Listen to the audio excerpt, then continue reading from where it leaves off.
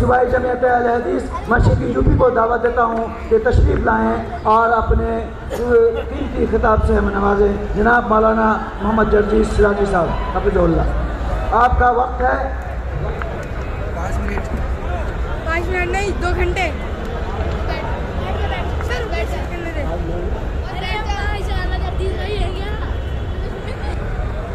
علیکم ورحمۃ اللہ وبرکاتہ۔ الحمد للہ وحدہ والصلاة والسلام علی من لا نبی بعدہ، اما بعد۔ اعوذ باللہ من الشیطان الرجیم، بسم اللہ الرحمن الرحیم۔ یا ایہا الناس ان خلقناکم من ذکر وانثی وجعلناکم شعوبا وقبائل لتعارفوا ان اکرمکم عند اللہ اتقاکم۔ اسٹیج پر بیٹھے ہوئے معقر علماء کرام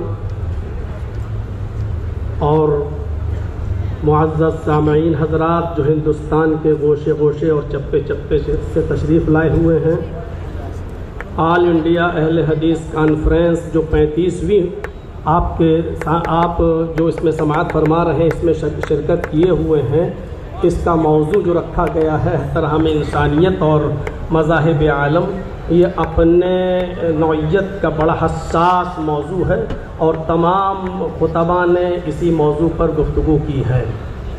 اللہ تبارک و تعالیٰ نے ساری انسانیت کو ایک کنبے سے، ایک قبیلے سے، خاندان سے جوڑا ہے۔ آپ اس بات کا اندازہ قرآن کی اس آیت سے لگا سکتے ہیں جو میں نے خطبے کے بعد آپ کے سامنے پڑھی ہے۔ اس کے اندر اللہ تبارک و تعالیٰ نے ساری دنیا کے انسانوں کو آپس میں بھائی بھائی قرار دیا ہے۔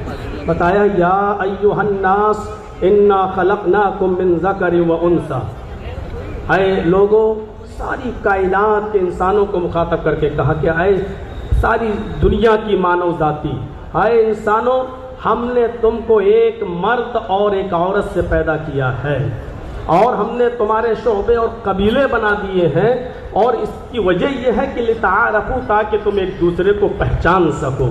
تو یہ کہا کہ یا ایھا الناس انا خلقناکم من ذکر و انثی، ہم نے ساری انسانیت کو، سب کو ایک مرد اور ایک عورت سے پیدا کیا ہے۔ تم سب کا باپ ایک ہے، تم سب کی ماں ایک ہے، تم سب کا باپ آدم اور تم سب کی ماں ایک حوا، جس کو آپ آشو کہہ لیں، ہیووتی کہہ لیں، شتروپا، تم سب ایک ہی باپ کے اور ایک ہی ماں کے بیٹے ہو، یعنی تم سب آپس میں بھائی بھائی ہو۔ قرآن کریم کی ایک آیت ہم اور آپ کے سامنے پڑھ رہے ہیں، اس سے آپ اندازہ لگا سکتے ہیں کہ اللہ تبارک و تعالیٰ نے فرمایا کہ تم کسی بھی مذہب کے یا کسی بھی مکتبہ فکر سے تمہارا تعلق ہو، لیکن عدل و انصاف کا جب معاملہ آئے، نیائے کا، ججمنٹ کا جب معاملہ آئے، تو اس میں تم کسی کو یہ نہیں دیکھو گے یہ کون ہے، کس دھرم سے ہے، کیا ہے۔ آپ اس بات سے اندازہ لگا سکتے ہیں انسانیت اس وقت تک برقرار نہیں رہ سکتی ہے جب تک کہ دنیا کے اندر عدل نہ ہو، جب تک کہ ہم عدل سے کام نہ لیں۔ فرمایا وَلَا يَجْرِمَنَّكُمْ شَنَآنُ قَوْمٍ عَلَىٰ أَلَّا تَعْدِلُوا، صاف لفظوں میں فرمایا کہ اے لوگوں، کہیں ایسا نہ ہو تمہیں کسی قوم کی دشمنی اس بات پر تمہیں مجبور نہ کر دے کہ تم اس کے ساتھ انصاف نہ کر سکو۔ انصاف ہر حال میں کرنا ہے، چاہے وہ کسی بھی مذہب کا ماننے والا ہو۔ یہ نہیں دیکھنا ہے کہ یہ کون ہے، اس سے ہمارا تعلق قریبی ہے تو اس کے فیور میں فیصلہ کر دیا جائے۔ اسلام کی تاریخ کا اگر آپ مطالعہ کریں گے تو ایسے ایسے مناظر آپ کے سامنے آئیں گے کہ حضرت علی رضی اللہ تعالیٰ عنہ کے زمانے میں ایک یہودی مجرم ثابت ہو گیا اور اس کو کوڑے لگانا تھے، لہٰذا حضرت علی رضی اللہ تعالیٰ عنہ نے حکم دیا کہ اس یہودی کو کوڑے لگائے جائیں، اور کوڑے لگانے والا حضرت علی کا غلام تھا قمبر، اس نے کوڑے لگائے، کوڑے لگانے میں کنفیوز ہو گیا کہ ہم نے اس کو 9 کوڑے مارے ہیں یا 10 مارے ہیں، لہذا اس نے یہ سوچ کر کہ 9 ہی لگے ہوں گے، ایک کوڑا اور مار دیا۔ جب اس کو کوڑا لگ گیا تو پھر اس نے حضرت علی رضی اللہ تعالیٰ عنہ سے کہا کہ امیر المومنین، آپ کے خادم نے، آپ کے غلام نے ایک کوڑا مجھے زیادہ مارا ہے اور مجھے اس کا انتقام چاہیے۔ فوراً اسی وقت حضرت علی رضی اللہ تعالیٰ عنہ نے قمبر سے کہا کہ اے قمبر ادھر آؤ اور دیکھو یہ یہودی کیا کہہ رہا ہے؟ قنبر نے اعتراف کیا کہ ہاں امیر المومنین مجھے شک ہے، پتہ نہیں 9 مارے تھے یا 10، تو یہ سوچ کر کہ 9 ہی مارے ہوں گے، ایک اور میں نے مار دیا۔ مجھے اعتراف ہے اس بات کا کہ ہو سکتا ہے کہ ایک گولا زیادہ لگ گیا ہو۔ حضرت علی نے فرمایا اب تم کھڑے ہو جاؤ، اور اس یہودی سے کہا کہ کوڑا لو اپنے ہاتھ میں، اور اس یہودی سے کہا کہ تم اپنا انتقام لے لو، بدلہ لے لو، اور ایک کوڑا اس یہودی نے مارا حضرت علی کے غلام۔ میں کہنا یہ چاہتا ہوں انسانیت اسی وقت محفوظ رہ سکتی ہے، اس کا تحفظ اسی وقت ہو سکتا ہے جب آپ عدل سے کام لیں گے، اور جہاں عدل و انصاف ختم ہوا وہاں انسانیت بھی مجروح ہوگی، انسانیت کا بھی خون ہوگا۔ اس لیے ہر حال میں اگر آپ یہ چاہتے ہیں کہ انسانیت مجروح نہ ہو، انسانیت محفوظ رہے، تو آپ کو عدل و انصاف قائم کرنا ہوگا، اور جتنا زیادہ عدل ہوگا دنیا میں اتنا ہی زیادہ امن ہوگا۔ آپ کو شاید یاد ہوگا حضرت علی رضی اللہ تعالیٰ عنہ نے بھی ایک یہودی کے خلاف مقدمہ دائر کر دیا تھا قاضی شریح کی عدالت میں کہ میری ایک زرہ ایک یہودی کے پاس ہے، اور جب یہودی کو پیش کیا گیا تو یہودی نے کہا وہ زرہ میری ہے۔ حضرت علی سے کہا گواہ پیش کرو۔ حضرت علی نے جو گواہ پیش کیے تھے شرعی اعتبار سے ان گواہوں کی کوئی حیثیت نہیں تھی۔ قاضی شریح نے امیر المومنین حضرت علی کے خلاف فیصلہ سنایا، یہ کہتے ہوئے کہ اے علی، آپ نے جو گواہ پیش کیا ہے وہ آپ کا بیٹا ہے، اور شریعت محمدی کے اندر بیٹے کی گواہی باپ کے حق میں تسلیم نہیں کی جاتی ہے۔ اے علی، آپ نے دوسرا گواہ اپنا غلام پیش کیا ہے، غلام کی گواہی بھی مالک کے حق میں، آقا کے حق میں قبول نہیں کی جاتی ہے، لہذا یہ زرہ کا مالک یہودی ہے۔ حضرت علی کے خلاف فیصلہ سنایا۔ یہ عدل، یہ انصاف ہمیں یہ بتلا رہا ہے کہ جب اس طریقے کا عدل تھا، جب اس طریقے کا انصاف تھا، تو انسانیت چین اور سکون کا سانس لیتی تھی۔ یقیناً آج عدل و انصاف ہمارے معاشرے سے ختم ہوتا چلا جا رہا ہے۔ وہ ملک شام کا وہ واقعہ بھی ہمارے اور آپ کے سامنے آنا چاہیے کہ حضرت عمر فاروق جب ملک شام گئے تو ایک 12 سال کے یہودی بچے نے عمر ابن عاص کے بیٹے کے خلاف شکایت کی کہ امیر المومنین، ہمیں عمر ابن عاص کے اس بچے نے، عمر ابن عاص کے اس یہودی نے کہا کہ عمر ابن عاص کے بیٹے نے ہمیں کو گھوڑا مارا ہے، میرا گھوڑا اس سے آگے نکل گیا تھا ریس میں۔ حضرت عمر فاروق نے یہ سنا تو فوراً غصے سے لال پیلے ہوئے حضرت عمر ابن عاص سے کہا کہ یہ کیا ہو رہا ہے؟ فوراً بلایا گیا۔ بیٹے نے، عمر ابن عاص کے بیٹے نے اپنا جرم کا اقبال کیا اور اس یہودی بچے سے کہا کہ تو بھی اپنا انتقام لے لے۔ ہماری حکومت، ہماری خلافت، ہماری چودراہٹ، سب کچھ ہونے کے باوجود خود عمر ابن عاص کے بیٹے کو اس یہودی بچے نے کوڑا لگایا۔ میں علامہ احسان الہی ظہیر کی ایک بار تقریر سن رہا تھا، انہوں نے تو اپنے خطاب کے اندر یہ بھی کہا کہ ایک کوڑا حضرت عمر فاروق نے اپنے خاتم سے کہا کہ عمر ابن عاص کو بھی لگاؤ۔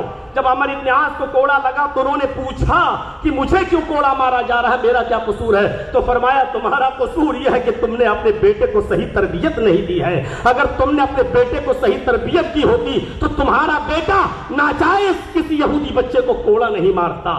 یہ تحفظ انسانیت کا میرے بھائیوں وہ دور تھا جب عدل تھا، جب انصاف تھا، تو اس طریقے سے ہمارے معاشرے اور سماج اور سوسائٹی کے اندر انسانیت کا تحفظ تھا۔ آج ذرا آپ اپنے علاقوں میں دیکھیں، اپنے ملک کی بات تو چھوڑ دیجئے، کسی ایک چھوٹی بستی کے اندر بھی آپ کو عدل کے یہ نمونے نہیں ملیں گے، عدل کی یہ چیزیں آپ کے سامنے نہیں آئیں گی۔ قرآن کریم تحفظ انسانیت کے سلسلے میں اتنی عظیم بات کہتا ہے۔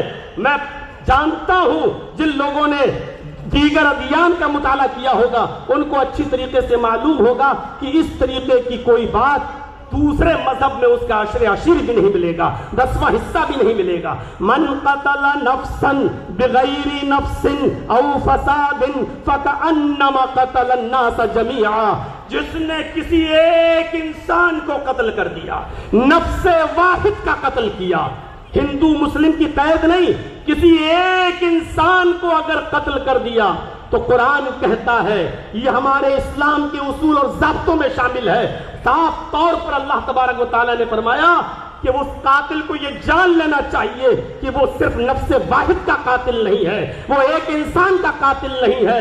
فَكَأَنَّمَا قَتَلَ النَّاسَ جَمِيعًا، وہ ساری انسانیت کا قاتل ہے۔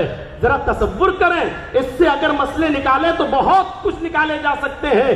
ایک انسان کا قتل پوری دنیا کی انسانیت کا قتل، یعنی اگر آپ نے کسی ایک انسان کو اس کی ماں کی گالی دے دی تو آپ اس اکیلے کو گالی نہیں دے رہے ہیں، پوری ساری کائنات کی انسانیت کی ماں کو آپ گالی دے رہے ہیں۔ اگر آپ نے کسی ایک انسان کو ستایا تو ساری کائنات کے انسانوں کو آپ ستا رہے ہیں۔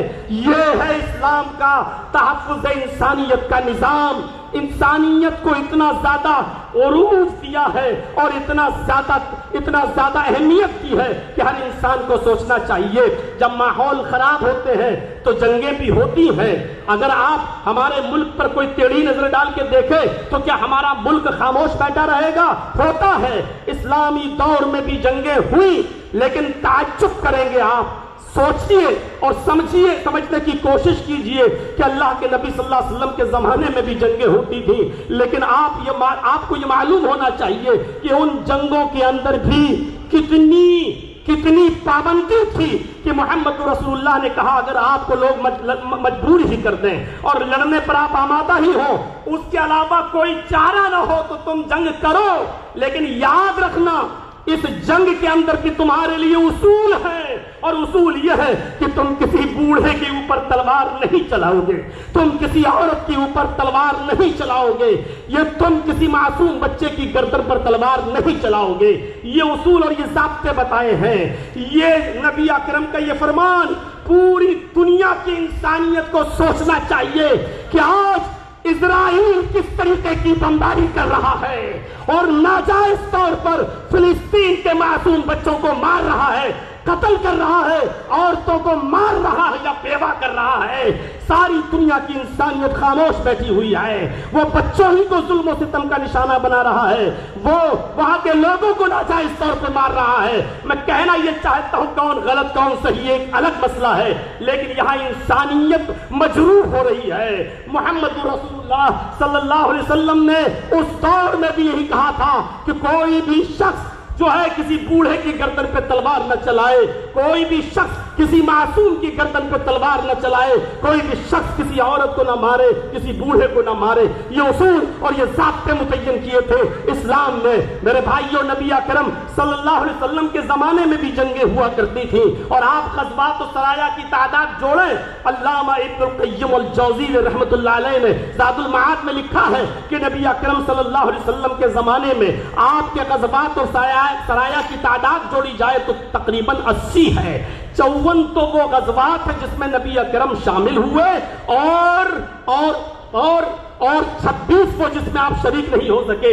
تو 80 غزوات و سرایا میں اگر دیکھا جائے تو جو لوگ مارے گئے ان کی تعداد تھی 1018۔